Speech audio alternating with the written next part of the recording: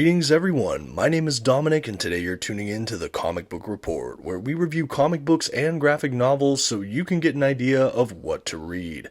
And today I've got a snappier list video for all of you. Today we're going to be talking about 5 must-read DC Omnibus editions.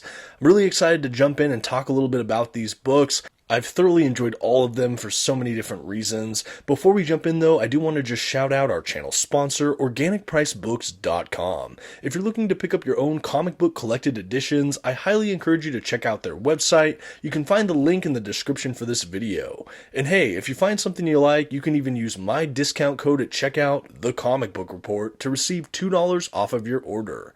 Please note if you use my affiliate link or code to make a purchase, I will earn a small commission. Thank you so much for considering. Now let's get started with today's list video. First on our list today, in no particular order, we have Justice League New 52 Omnibus Volume 1. This is the Geoff Johns era of Justice League, and for my money, it's one of my favorites. I have heard some criticisms that this run is kind of generic or paint by numbers, but for me, I actually feel like this is a great run for brand new readers or longtime fans looking to see some of your favorite characters just having a lot of great adventures. This run is pure and simple action adventure fun. It has some of my all-time favorite DC comic characters all fighting for right, and the first couple story arcs are even penciled by the great Jim Lee, my personal favorite comic book artist. This entire Geoff Johns era in the New 52 Justice League spans 2 omnibus editions. The one we're looking at today is just the first, and it starts with the origin story of the Justice League within this New 52 timeline after the events of Flashpoint. That event kind of reset a lot of the DC continuity. It's kind of considered a soft reboot, this whole New 52 era. It is a polarizing time in the history of comics, especially for DC, but in my mind, this was one of the best initiatives for onboarding a whole new generation of comic book readers, myself included. For me, this is such a time capsule book because when the New 52 books were coming out at DC Comics, that was right around the time I started collecting myself. I think that you don't have to know very much at all to enjoy these stories. They're great for prospective readers or those trying to break into a comic book team book, especially if you prefer these DC characters. I love the art throughout it. Even when Jim Lee leaves the book, we still have some incredible art throughout this. This omnibus also includes the Justice League of America issues, some things that tie into the Trinity of Sin, kind of like the Pandora issue, some of these other specials, and you just get such a comprehensive, well-mapped reading experience. It's really hard to go wrong with this omnibus. For my money, it's also a really well-made book. The Volume 2 matches it quite handsomely. I'm really thankful to have both of them on my bookcase as of this year. This is a must-read DC book for me. I know that it's hard to put down. It's easy to read cover to cover. You just go from one high-flying adventure to the next. I will say there's not a lot of depth for me when I read this. This isn't like a psychologically dense character study kind of book. It's just a fun action-adventure book with a lot of really fun character moments, and I just think it's a really good, kind of broad, appealing hit. And like I said, the art is an absolute standout. I think for all these reasons and more, I highly recommend Justice League from New 52. And honestly, I think that this is my favorite Justice League comic run of all time. Granted, I have nowhere near read the exhaustive history of Justice League. I know I've enjoyed some of what I've read of Morrison's era, for example, but for me, Geoff Johns just really nails it. He captures everything I want from a team book like this. Next on our list of must-read DC Omnibus editions, we're going to be talking about the Death and Return of Superman Omnibus. Now, this is one I reviewed recently on the channel, but it's one I want to revisit for the purposes of this video. For my money, this is one of the most definitive and important chapters of Superman's life in the history of comic books, and the fact that we get so much content packed into this one single omnibus edition, I think it's an absolute must-read, must-collect for all DC comic fans out there, comic book history fans, and especially Superman fans. What I like about this omnibus, not only do we have that titular Death of Superman event or kind of comic book run there, but we also have that Funeral for a Friend, World Without Superman era where everyone's kind of eulogizing our favorite Blue Boy Scout. We get to see the ongoing happenings of the DC Universe after this event, and then we have the reign of the Superman period and Return of Superman, where we get to see all the kind of false Supermans showing up, claiming to be Superman in many cases. We have like the cyborg Superman Superman, we have Steel, we have Superboy, and more. This is just such a fascinating time at DC Comics. There were so many Superman books going on, and I think the way they juggled all this content throughout this couple-year run is just spectacular. This book is extremely well mapped. You get just about everything soup to nuts in this book, and it is great. I know that some of these issues are a little bit older now, but they still hold up. They're definitely absolutely a modern comic book read, and I would hate for new generation of comic book fans not to check out this period. I do think that the death of Superman is still absolutely gripping and should be read by, again, all DC comic fans out there. Another thing I thoroughly enjoy about this book, and I believe I mentioned it in my full review of this omnibus, is the fact that yes, this is a titled omnibus following a comic book character, in this case Superman, but because of the unique nature of the content in this period, the death and return, it implies that there is a period where Superman is not there. And honestly, throughout all of this, you get this feeling that even in Superman's absence, his kind of nature and who he is felt, and the ramifications of his absence is felt throughout this entire comic book universe. I love the moments we get with other members of the Justice League, different cameos from other characters, what's happening in Metropolis, the rise of these new Superman-like figures, and I think overall, one of the selling points for me too, in the same way I enjoy a big event book like the Infinite Crisis Omnibus, that really shows us kind of a panoramic picture of the DC universe, I feel like we actually get that as well within the Death and Return of Superman Omnibus. We of course get what's happening to Superman, his loved ones, and his dear Metropolis, but we really get a larger picture of what's happening around the entire DC universe. You can read this book and feel like you have such a greater commanding grasp of this whole world and the characters in it. A really great book, breathtaking in scope, highly recommend it, must read. Keeping this list going now, we're going to be talking about the Infinite Crisis Omnibus from DC Comics. I did mention this briefly in the last entry on the video, but for my money, this is my all-time favorite DC comic event of all time. It is my favorite Crisis event, it is my favorite crossover for DC Comics, and I think it really holds up against the test of time.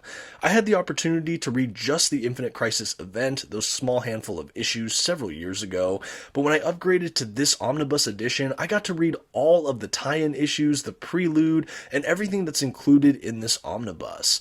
This book is really just packed out, and like I said with the Superman Omnibus, I really feel even more so about this Infinite Crisis Omnibus, and that is the fact that this gives you such a great kind of panoramic look at the entire DC universe. This book does not follow a single character, but a handful of different character teams throughout the entire universe, and we get to see them all dealing with this, well, upcoming crisis event. Why I like this is finishing it, I feel like I really knew the DC universe better. I not only knew their A-list characters, but some of their second or third tier heroes, and I really enjoyed this. This also perfectly tees up the events of 52, that whole kind of long, year-long weekly series that DC did as well, that also starred some of the secondary or third tier heroes and villains. Anyway, I just think that this is a brilliant time in DC Comics history, and this event still really holds up. And I think to read the event as the culmination of all of these different interconnected mini-series and preludes and tie-ins, you really get the full scope and the payoff of the Infinite Crisis events that honestly I think was even more brilliant getting the broader context within this omnibus. In fact, I would say this is the definitive way to read or approach Infinite Crisis. I do think it would be helpful to read Crisis on Infinite Earths as well, as this is kind of a sequel to the events of that book, but I think if you just didn't want to go all the way back there and you just wanted a great DC reading experience and you don't mind a gigantic tome, Infinite Crisis is where to go. This is a must-read DC comic in my mind, and I get to see some of my favorite comic heroes stretched to their breaking point and in ways I've never really seen them before or since. I think that this is a really good character drama piece. We have some spectacular artists and writers attached to these series, and honestly, it made me fans of different characters I've never really seen before, like Detective Chimp, the Catman, and so many more. This is really an incredible book. I did do a full review on this on my channel once upon a time, but even just flipping through or looking at these images now, I really am reminded just how incredible this series truly is. I don't think something of this exact scope has ever really been replicated, at least in my mind, in mainstream comics, and I think that it's definitely one you have to read to understand. Really a thoroughly enjoyable book, a gigantic, just universal scale epic, and absolutely a must-read.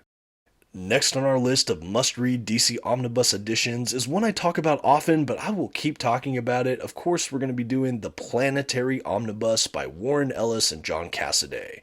Now, this is a really different kind of series that was first published, I believe, under Wildstorm. But anyway, DC has printed the Omnibus here, and I thoroughly enjoyed it. I honestly picked this up because I enjoyed the works of Warren Ellis and John Cassaday in the past, and I really got a great deal on this Omnibus quite some time ago, and I just wanted to give it a shot, and frankly, it was even better than I could have hoped. It's a great standalone series, it's not overly long, and it's really all included here in this book, and it's something to remember. The central premise of this book is that basically there is this team called Planetary that basically tries to keep the world, the universe, from crumbling, trying to keep everything stable and together, even as really kind of science fiction or paranormal things happen or can try to tear at the fabric of reality or what have you. It's basically like a peacekeeping force that's trying to keep everything together.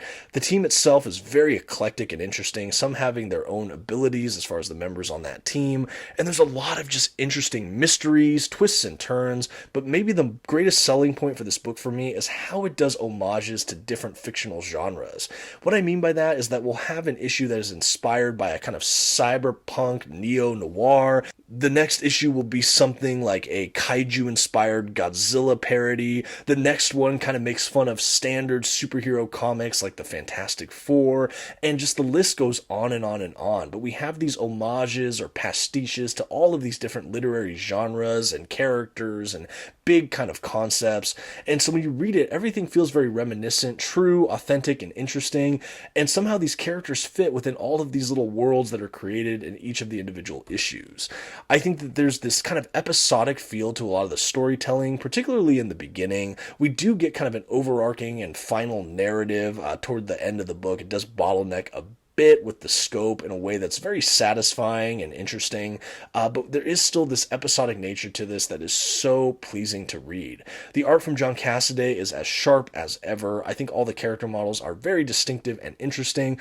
For me, the world building is a very important piece of this, and John Cassaday just pulls out all the stops. Each of these worlds look interesting, each of the settings are super unique, and I think that it's easy to get immersed in a series like this. Warren Ellis has also created this as like a rich character drama, so you're just really embedded with all of these characters. I'm absolutely kept guessing and wondering as I read throughout this. It is an absolute page turner. It's a series I think about often, and frankly, I think I'm due for a reread. This is just such an amazing series. It doesn't even really feel like a DC comic in many ways, and honestly, I just think it's something that most people out there should read.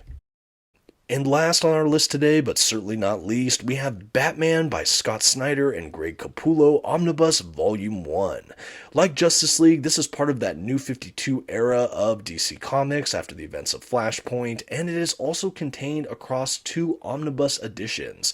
This, of course, like I mentioned, is the first volume, and it has arguably the better stories of this run, including The Court of Owls, which starts this whole run off with a bang. We also have things like Death of the Family, 0 Year, which is kind of a Batman origin retelling, kind of with a dystopian feel, and many more. This to me is the definitive Batman run. This is my favorite Batman run. Again, it came during that period where I was first starting to collect comics for myself, and I had never read something like The Court of Owls. And even since, it has remained one of my all-time favorite Batman stories. It was actually the first comic book review I did on this channel. I always think of it fondly. This year I had the opportunity to upgrade to these omnibus editions, and I am just elated. I really, really love the storytelling here. This also introduced me to the artwork of Greg Capullo. I know he's done some work on Spawn amongst some other series, but this was really my first introduction to him, and I think that he really gets the kind of grotesque, dark, edgy side of Gotham and the Gotham characters, and I am just so immersed in the world he creates. I will probably always be a fan of this run, and I just think it was really innovative how he approached things like 0 Year and The Court of Owls. What a fantastic villain introduction, or kind of sequence of villain introductions we had throughout that storyline. It's really hard to add another spoke in the wheel of the Batman mythos, a character that's been around for just almost a century at this point, and yet I think Court of Owls did that. There was this whole new layer for not only the villains and the whole city of Gotham, but also for Batman, who he thinks he owns this city, he thinks he understands everything, everything's kind of within his game, and yet there's this whole elusive organization that he wasn't even able to touch organized within his city. It's just such an incredible story, and it kicks off a really wonderful run here. I actually am a huge fan of not only this run, but the whole New 52, and I know some people prefer this first half of the Snyder Capullo run to the other half, and I am in that camp. I do think it starts stronger, but I am still a fan of the back half of this run. I think if you enjoyed some of those early story arcs, you'll probably still enjoy a lot of what Volume 2 has to offer. These two did so much with Batman that I had never seen before, or in many ways since. I always think about this fondly. This omnibus edition is an absolute must-read. It's beautifully put together, it's clearly a labor of love, and it's another 2-volume set that just frankly looks great on the bookcase. I mean, just look as I'm flipping through here. It's such a compelling world that Capullo illustrates here, and trust me, the narrative we get from Scott Snyder, it's just incredible. For me, this is the book that really put him on the map. I did go back and read things like Black Mirror, and I have since become a fan of other works from him, like Undiscovered Country, I know I'm a big fan of, but to me, it all began with this Batman run here. Incredible. And that's really going to round out our top 5 DC Omnibus must-read editions. I know for me, these are just some of my favorite in the collection here. I know it's a breezier list than my usual 10 or top 10 lists, but let me know what you think. Let me know what omnibuses from DC I missed and should be included in this video. What are some of your favorite DC comic book runs? Maybe you hope to get an omnibus in the future. I'd love the comment section for this video to be full of just great DC comic recommendations, specifically longer runs though that would get omnibus edition, or maybe omnibus editions that have already been released. Not really standalone titles, but like longer comic book runs in general. Again, I would love a good recommendation. Thank you so much for watching. Definitely let me know what you think of this video format. I'm still having an absolute blast with these list videos. I even have a bit of a playlist going. If you've missed some, you can definitely check it out for yourself. But again, thank you so much for stopping by, and until next time, this has been the Comic Book Report. Please don't forget to give this video a like, maybe share it with a friend, and until next time, have a good one.